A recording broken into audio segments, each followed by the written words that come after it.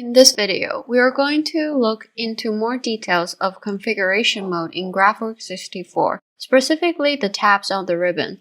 Once you have launched GraphWorx, you can see the main window and the new default blank display on your screen. We will start with the left top corner, the Quick Access toolbar.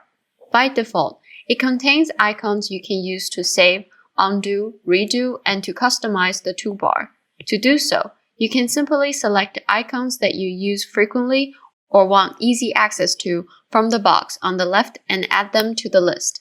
Next, we will look at the ribbon. Currently, there are Home, Dynamics, Controls, Design, and View tabs. Note that additional tabs will appear for viewers if any have been added to the display. For example, I will add an alarm work viewer to my display, and accordingly, the Configuration tab shows up on the ribbon. Next, we will look at the blue File tab.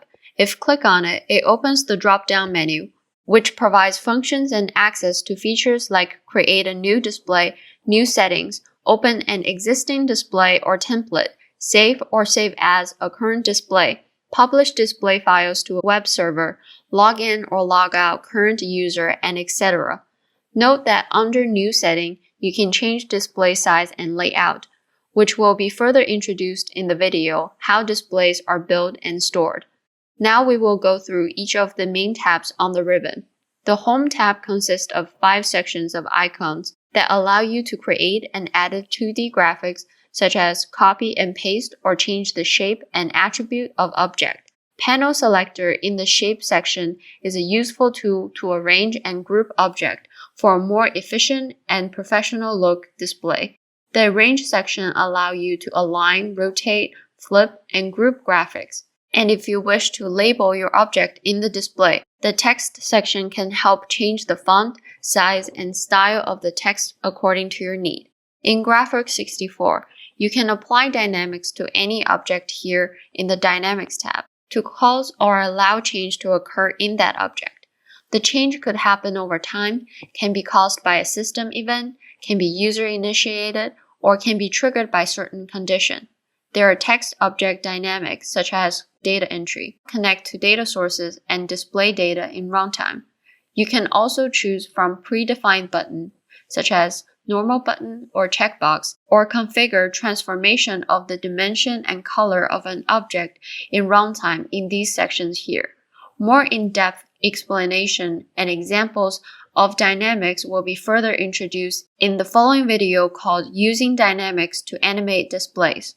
The Control tab displays available viewers. You can see alarm work viewers, trend work, report work viewers, and etc. A viewer is an embedded window contained within your GraphWorx display that reads and demonstrates data from a coordinating data source. To add a control to the display, you can simply click a control and add the canvas space to create one at the default size, or drag to create a control of the size you wish.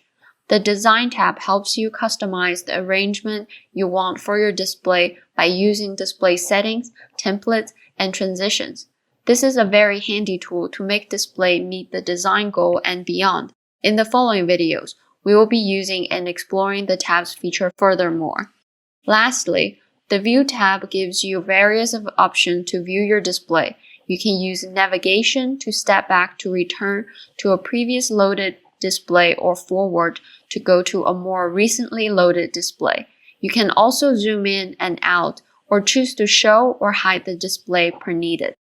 Now we will continue with an example. First, add a simple rectangle shape.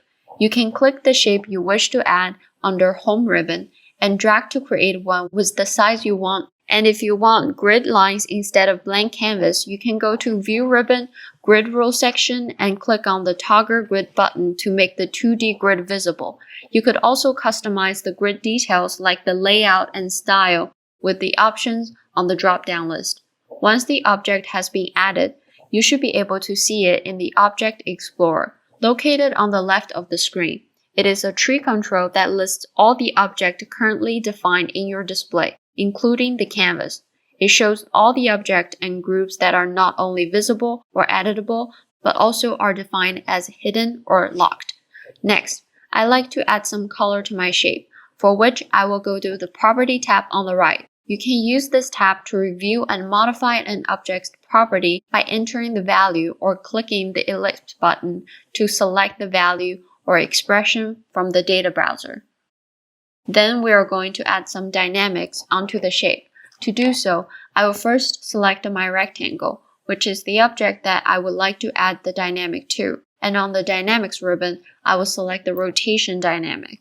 On the right-hand side, you can see the Property tab has changed into Dynamic, where you can configure your dynamic action, such as the start angle and end angle. Once the dynamic is configured, we are ready to switch to runtime mode. Now you can see that the rectangle is rotating 360 degrees clockwise as we defined earlier. More dynamic actions such as rotation or size changing will be introduced in the following videos in this section. If you're looking for something more complicated than the rectangle, GraphWorx 64 comes with a powerful symbol library that's located here. Symbols are pre-made representations of commonly used display objects, such as gadgets and knobs. You can add one to your display by dragging one and dropping it on canvas. Or if you want to add your own symbols to the library, simply drag and drop your symbols from canvas onto the symbol library window.